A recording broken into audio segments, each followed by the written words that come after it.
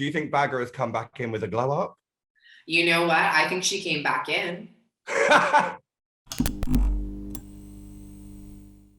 Hi babes, I'm Tia Kofi and welcome to Attitude Tea Time, brought to you in association with Taimi, the LGBTQ plus dating app with over 11 million users. So if you're single and ready to mingle, you better get on the apps, babes.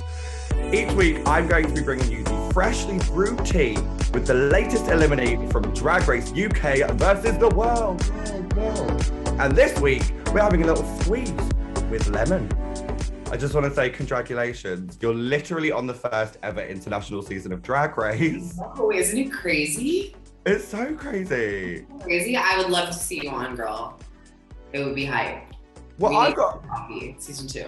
I've got a question for you. Yes. Did you think I was going to be there?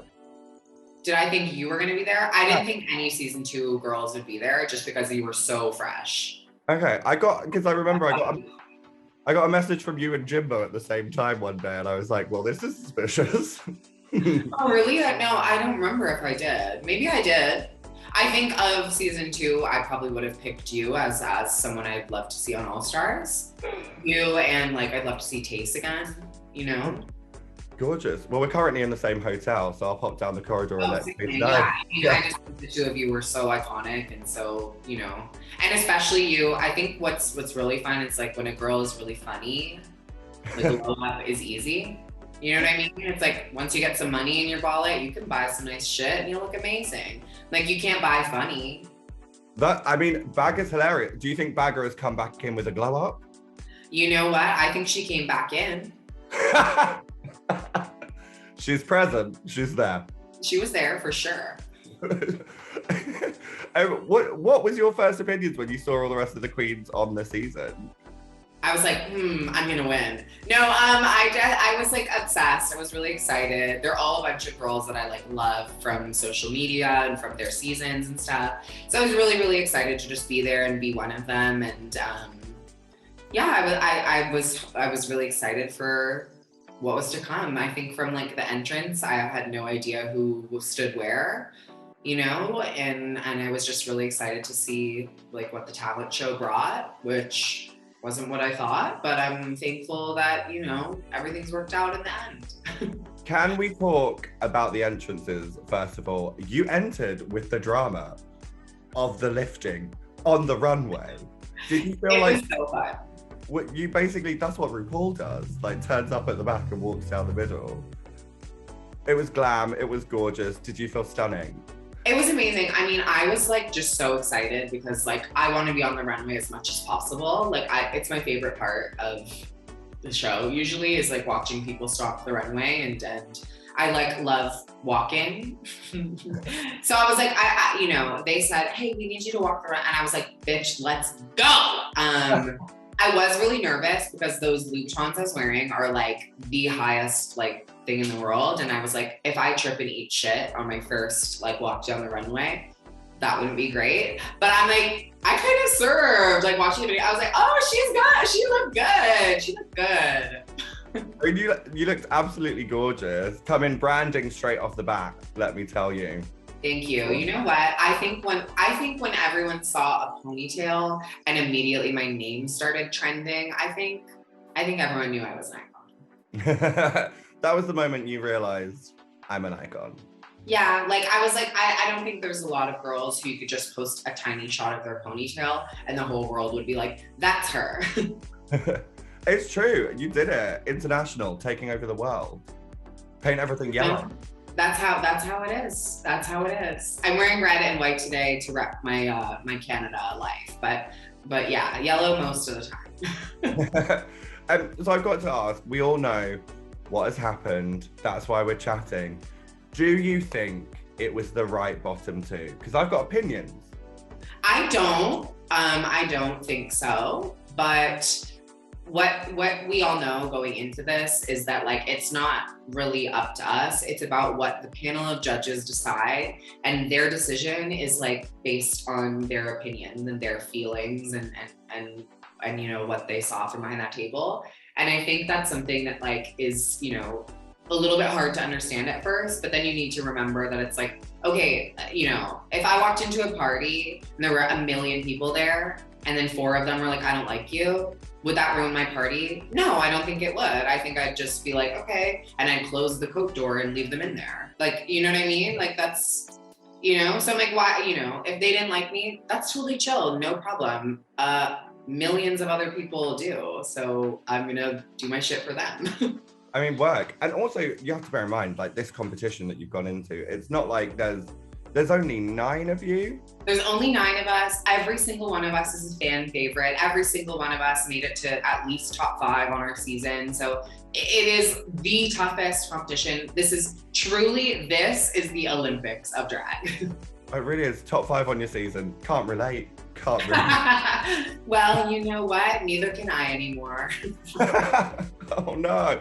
You are so iconic. It's actually like such a gag sort of chatting to you today. And I do have to tell you, I don't know if you noticed, but on my season, I did actually quote you in my You did? Oh wait, yes, you did. Wait, what was it? I'm a straight up rapstress. I remember this. I was so obsessed with this. Honestly, that moment was so tragic. I definitely said it because I was just like stressed and I was trying to like be funny, and then I just like, it slipped out, and then I was like, once I said it once, I was like, yeah, I guess I am. I'm just gonna claim this now and be a rapstress. But I'm like, how hilarious that I was right. I mean, you've proven the point. If TikTok and Spotify streams are anything to go by, you've proven the point. You know what? I'm just thankful. I think it's a bunch of, what I did was make sure every line was a good Instagram caption, and that really worked for me. Do you know what? Just for you, I'm going to caption my next Instagram post.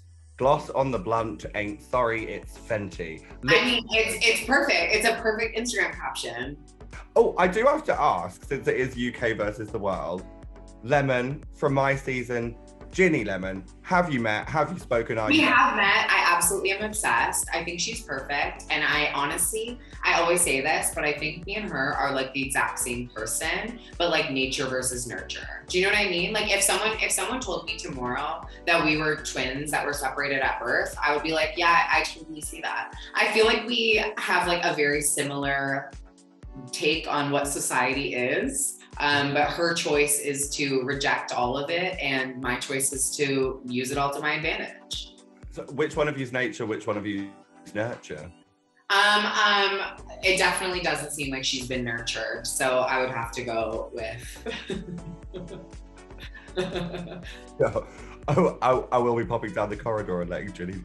How have the fans reacted to your elimination? Because I've seen a lot of people quite gutted about it. It's been really, really crazy. It's been super overwhelming. Every single comment I've read, every single DM I have is saying like, this was insane. I have no idea what's going on. There are a lot of, you know, really, really supportive people just being like, I loved it. I thought you were amazing and I thought you looked gorgeous. So I'm like, it's very validating. It's very reassuring. And I think like, you know, we both know that the show is very taxing on you emotionally. It's very, very hard to put yourself in a situation like this because, you know, a lot of us start drag because we're not doing, you know, as well as we'd like to do in another field. Do you know what I mean? A lot of us start drag because it's like, finally we found a place where we feel like we belong and we're meant to do this. That's why I started drag. I was in a dance company and I loved it, but I was just not 100% sold. And I always felt like there's just something missing, you know, there's something that I'm not getting out of this. And I would look around people and be like, God, you guys really like this, huh? And I just thought everyone was a loser. But actually they just had a passion that I had a different passion for, you know what I mean? And when I started doing drag, I was like, oh my God, this is what I'm meant to do. This is what I'm supposed to be. And like to be, you know, to find that and then have people be like, you're not good at it is very, very,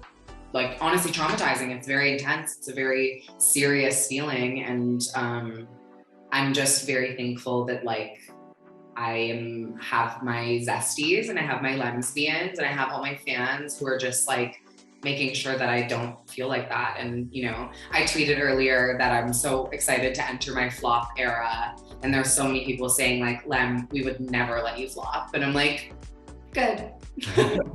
I mean, the level of support is incredible, but this fandom, as you well know, can be completely chaotic. And there's also some negativity that comes from it. And I know that Pangina has received some, what I like to call nonsense hate from some of the fans. Have you sort of like seen any of that, or how do you feel about it? I mean, I haven't seen any of it. Unfortunately, people are a lot bolder in people's DMs than they are publicly. So I'm, anything I've seen, I have quickly blocked and removed from my life. But I just don't get it. Like, I'm like, don't you have friends? That's my thing is also, I'm like, when I don't like something, like if I watch Drag Race and I don't like the outfit, I have a group text where I'll be like, did you guys watch? Do you like this outfit? And my friends will be like, no. And I'll be like, right, it's ugly. You know what I mean? I'm like, I can talk shit to my friends because I'm like, we're watching the show together and that's what the show is intended to do. You know what I mean? I'm like, if you really have the time to send hate mail, you need to go to like a library and meet a person and talk to them. Like, I'm like, get friends. Like, actually, I just think you're lame.